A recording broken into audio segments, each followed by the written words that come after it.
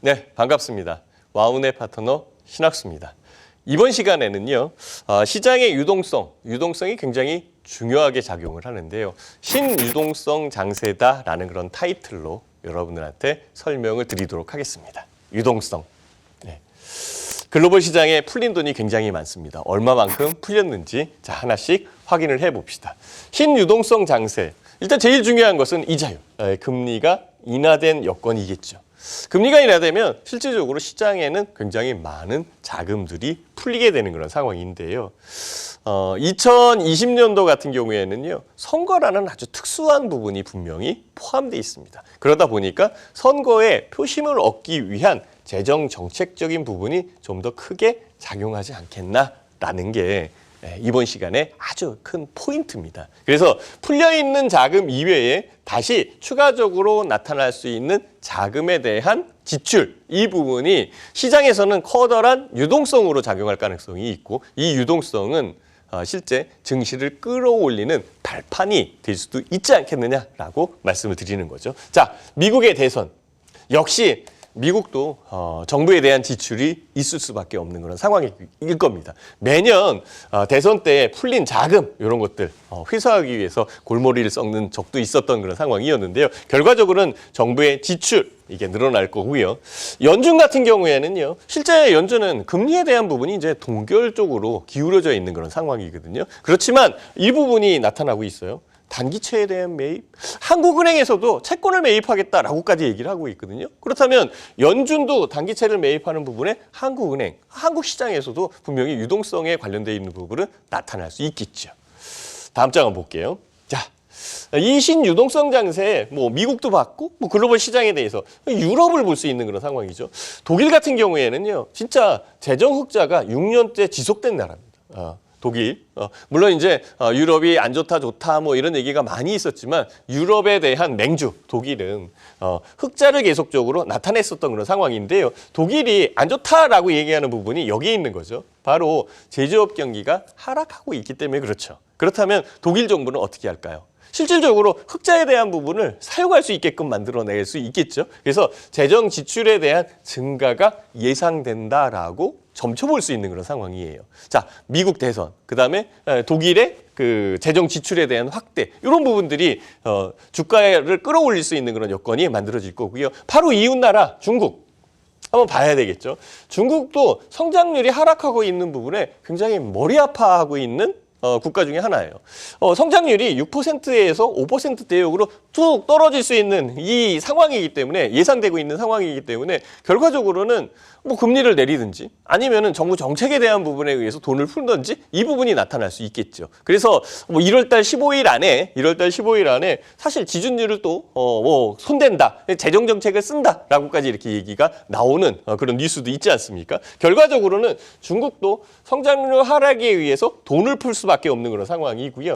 성장률 방어에 대한 고심, 이 부분이 자,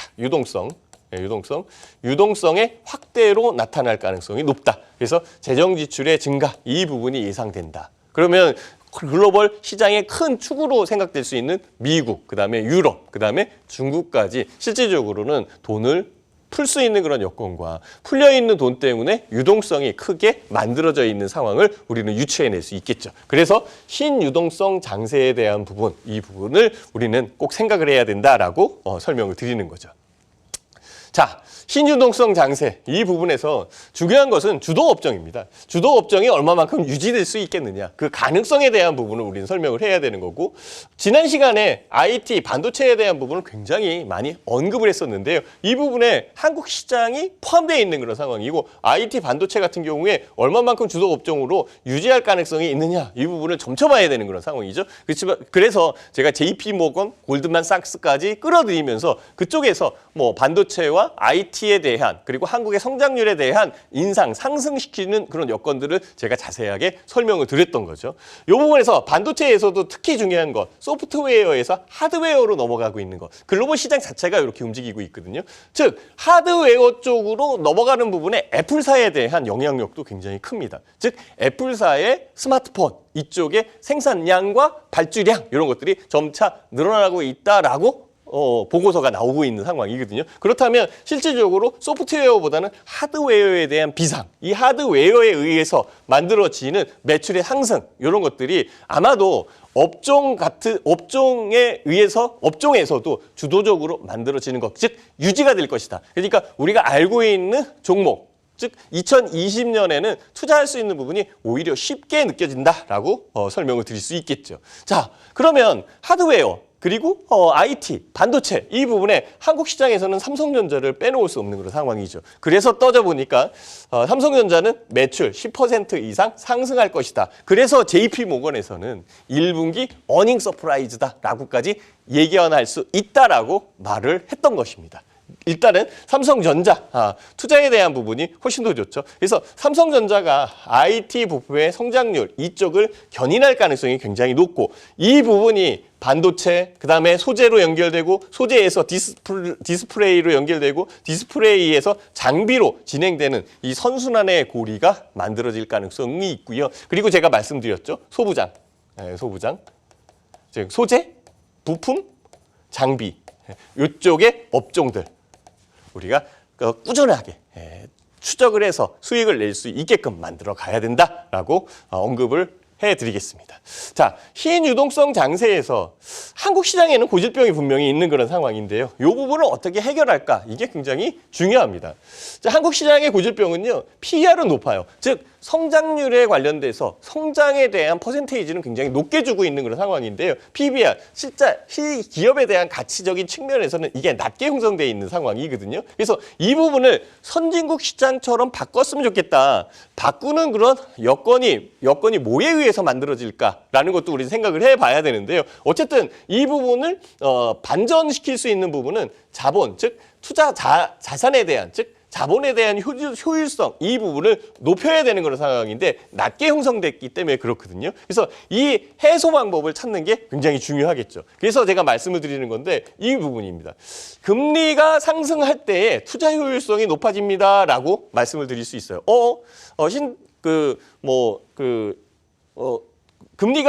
금리에 대한 상승에 대한 부분에서 투자 효율성이 높아진다라고 이렇게 얘기했을 때 이 부분은 방금 얘기한 것과 반전되는 그런 상황 아니냐. 유동성에 관련돼 있어서 금리가 떨어지고 있었던 상황인데 오히려 금리가 인상될 때에 투자 효율성이 높아진다 이렇게 얘기한다면 어폐가 있는 것 아니냐라고 이렇게 말씀을 하실 수도 있을 텐데요. 이 부분하고 약간 다른 거죠. 실질적으로 주가가 올라온다면 풀린 돈에 의해서 주가가 올라온다면 그 이후에 사실상 금리가 상승하면서 주가가 올라오는 경우가 많이 있습니다. 즉 버블은 굉장히 주가가 많이 올라온 상태를 버블이라고 그러죠. 버블은 금리가 상승할 때 만들어지는 게 맞습니다. 그러면 금리가 상승할 때 버블이 만들어진다는 것은 굉장히 많은 주가가 올라올 수 있는 그런 여건을 만들어내는 거죠. 그래서 그 부분에서 투자의 효율성이 높아지는 것, 이 부분을 봐야 되는 건데 아직까지는 추적하고 있는 그런 상황이기 때문에 조금은 시간적 여유는 있는 상황이죠. 그래서 투자에 대한 이익률이 높아지면 그때 가서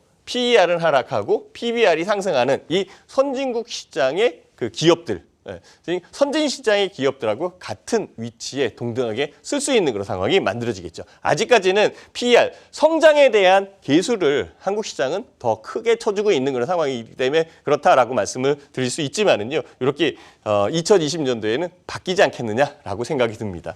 자, 그 부분에서 업종 관련돼 있는 부분에서 중국 관련된 업종 이것을 봐야 되는 그런 상황이고 IT 업종이나 호텔, 미디어, 건설 이런 쪽까지 포함시켜서 볼 수 있는 그런 상황이 되지 않을까라고 생각을 하고 있고 특히 투자이익 적자폭 이게 빠르게 그러니까 투자이익에 대한 적자폭이 빠르게 하락된다라는 것은 뭐냐면 적자폭에 대한 부분이 반전돼서 적자가 흑자로 바뀔 수 있다라는 이 차원을 얘기를 하는 거거든요. 그런 부분에서 조선이나 운송, 즉 수익이 안 나는 기업이 뭐 적자에서 흑자로 바뀐다 아니면은 뭐 흑자 전환된다라고 한다면 주가가 훨씬 더 빠르게 상승할 수 있는 그런 여건이 되겠죠. 그래서 적자 폭이 빠르게 하락되는 것, 요 부분에 그 업종까지도 신경을 써야 되지 않을까. 추후의 얘기지만 이런 부분들은 경기 민감주로 진행될 가능성이 높지 않겠느냐라고 예견할 수 있는 그런 상황이겠죠.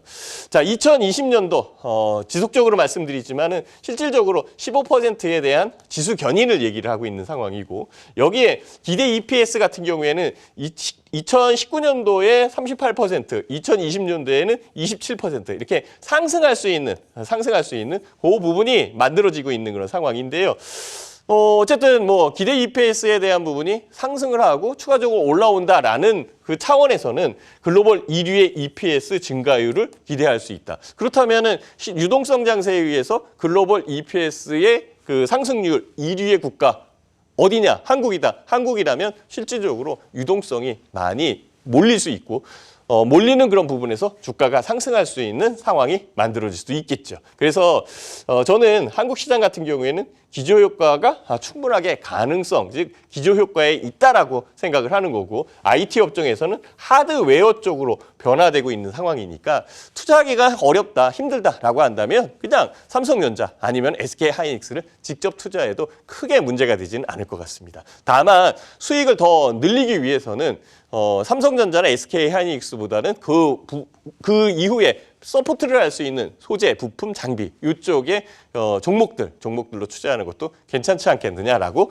추가적으로 말씀을 드리는 거죠. 어쨌든 이익 추정치에 대한 상향 조정 이 부분은 뭐 한국 시장 자체의 그 기저효과에 의해서 만들어진 건 아닐까라고 생각을 하고 있고 2020년도에는 훨씬 더 크게 시장 여건으로 작용을 할 가능성이 높겠죠. 그래서 산업재로까지 확대될 가능성이 높다. 아직까지 좀 이른 맛이 없지 않아 있지만 확대될 가능성이 있다. 그래서 경기 민감주에 대한 부분도 실상으로는 4월 이후에 봐야 되는 그런 상황인데 상고 하저에 대한 부분이 있기 때문에 지켜낼 수 있는 상황으로 만들어질 때에도 오히려 그 경기 민감주에 관련돼 있는 종목들이 받침이 그러니까 그 선순환 고리에 의해서 덜 올라왔으니까 받침이 될 수 있는 그런 여건이 만들어질 수 있기 때문에 그러는 거죠. 그래서 큰 그림을 그려봤을 때에는 처음에는 뭐 시초에는 IT나 IT 부품 그리고 하드웨어 쪽으로 움직이고 소재 부품으로 움직였다가 실질적으로 적자폭, 흑자폭으로 바뀔 수 있는 경기 민감주에 대한 운송, 건설 이런 쪽까지 조선, 건설까지 움직일 수 있는 그 고리를 만들어낼 수 있을 것 같아요. 그래서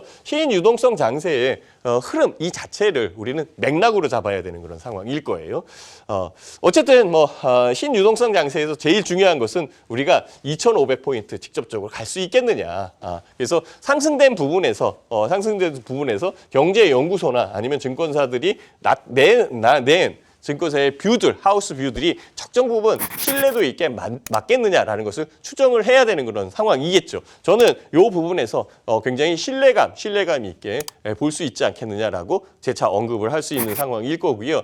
특히 뭐 JP 모건이나 골드만삭스도 실질적으로는 주가에 대한 상승을 할 수 있는 그런 부분들 이런 것들을 더 크게 나타내주고 있는 상황이기 때문에 이견 없이 움직인다라고 말씀을 드릴 수 있을 것 같아요.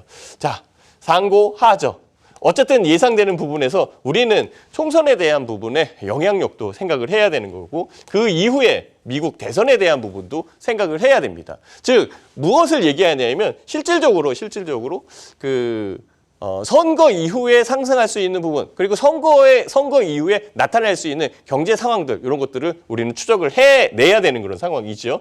지난 시간에도 잠깐 말씀드렸지만 그래서 월별로 분석을 해서 투자에 대한 부분을 전략적으로 쌓아갈 수 있는 부분에서는 1월달, 4월달, 7월달, 11월달 이게 중요한데 현재로서는 이쪽은 아니죠. 그죠? 즉 1월달하고 4월달 이 부분에서 만들어질 수 있는 것 1월달에는 1월 효과에 대한 부분 그래서 1월 효과가 계속적으로 유지될 수 있는 부분으로 넘어가서 경제연구소에서 얘기한 것처럼 15% 정도의 인상분, 즉 2,500포인트까지 갈 수 있는 그 여건이 4월 달로 넘어가는 그런 상황이 만들어졌으면 좋겠고 4월 달에는 금리에 대한 부분도 있지만 재정정책에 의해서 자금이 풀리는 이 유동성에 대한 확대적인 부분에 의해서 소프트웨어에서 하드웨어로 바뀌는 이 경제의 그 턴어라운드의 그 고리를 찾으면 되는 상황일 거고요. 여기에 좀 더 앞서 나간다라고 한다면 경기 민감주까지 볼 수 있는 좀 더 능동적이고 긍정적으로 볼 수 있는 시장에 대한 부분이 만들어지지 않겠느냐라고 생각을 하게 되는 거죠. 특히 중요한 것, 이 이후에 말씀을 드리겠지만요.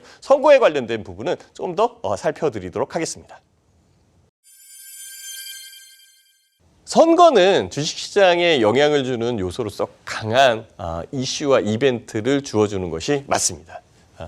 한국 선거는 총선 이후에 대선을 준비를 해야 되는 그런 상황이기 때문에 실질적으로 정책 변화에 대한 파악, 이 부분이 굉장히 중요한 상황이겠죠.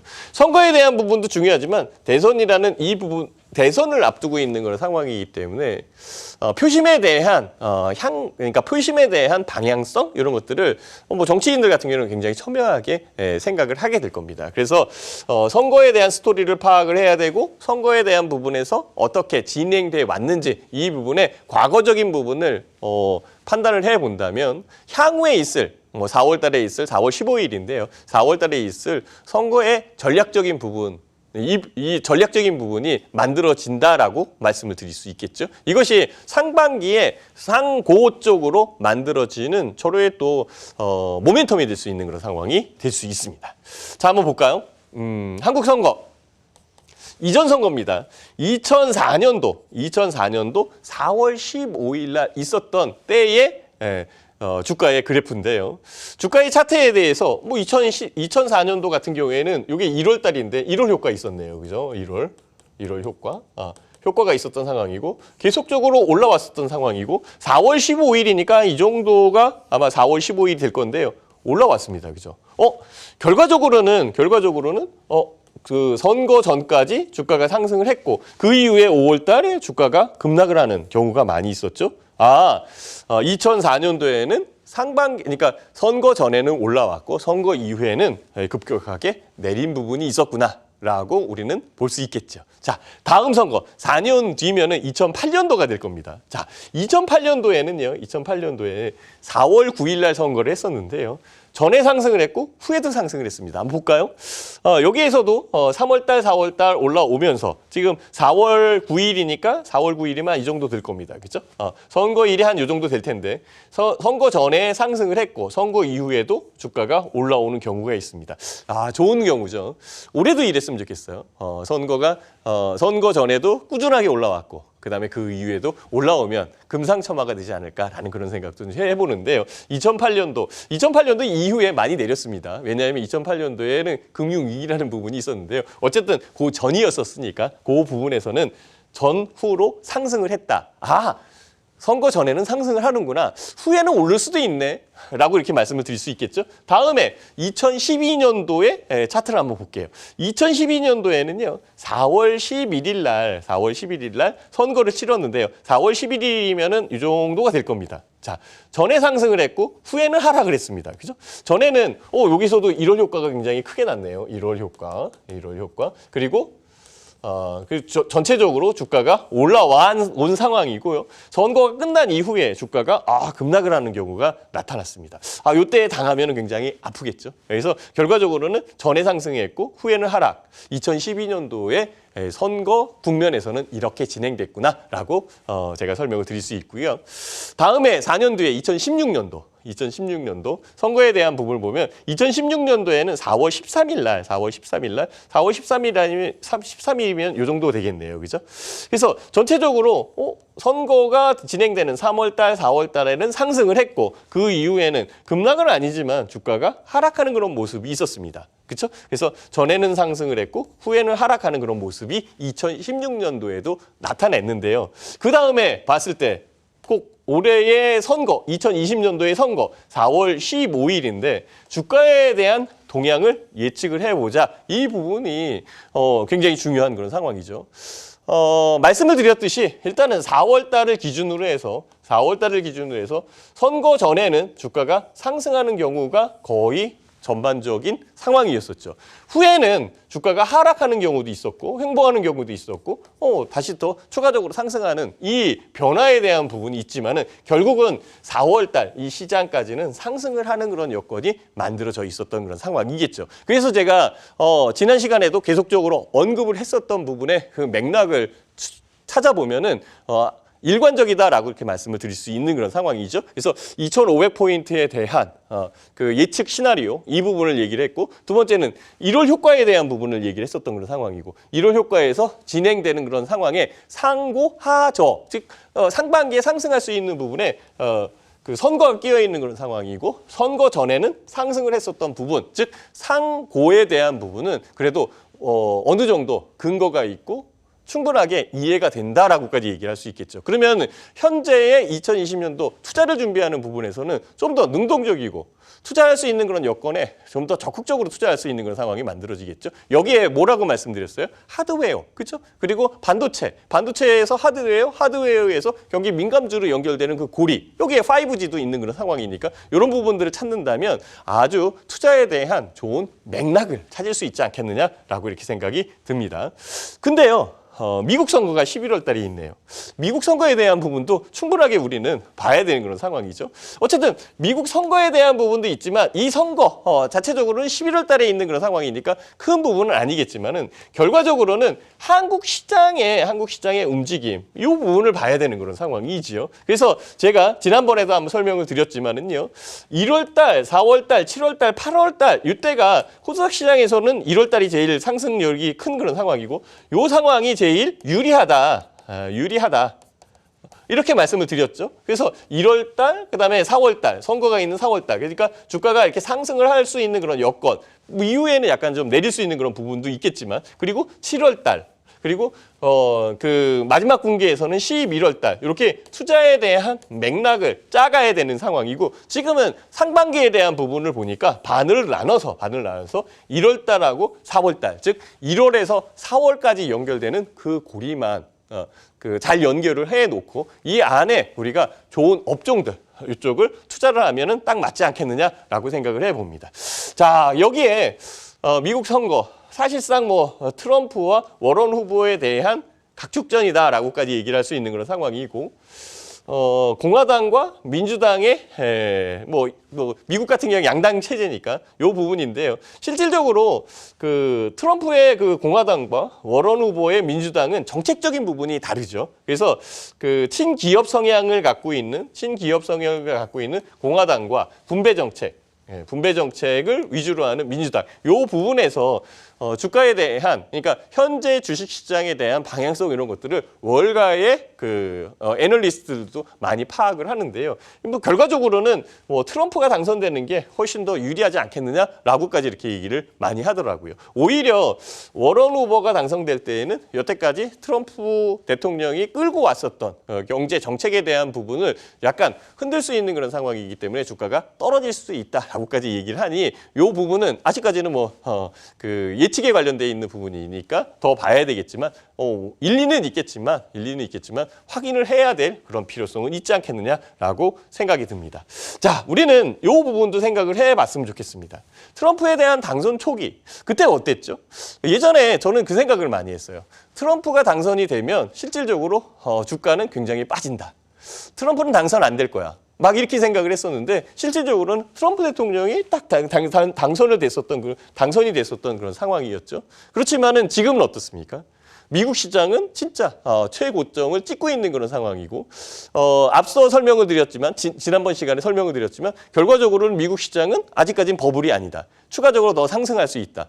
상승할 수 있는 부분에 인플레이션율, 실업률, 그리고 소비에 대한 성향 이런 것들 다 파악했을 때 아직까지 미국 시장은 건재하다. 어떤 분은요, 미국 시장이 아직도 골디락스다라고까지 얘기하는 분들이 있거든요. 그렇다면 추가적으로 상승할 수 있는 부분, 선진국은 10% 정도 더 올라갈 수 있는 그런 여건을 얘기를 했었고, 그 빗대서 신흥국은 한 20% 그동안 못 올라왔으니까 20% 더 상승한다라고까지 얘기했었던 그런 부분이 있었죠. 그렇죠? 어쨌든 이 부분만 보더라도 실질적으로 트럼프 대통령의 당선 초기만 생각을 하더라도 격세지감을 느낀다. 진짜 인생사 새옹지마다라고까지 얘기할 수 있겠죠. 자, 이제는 우리가 생각을 해봐야 될 것 같습니다.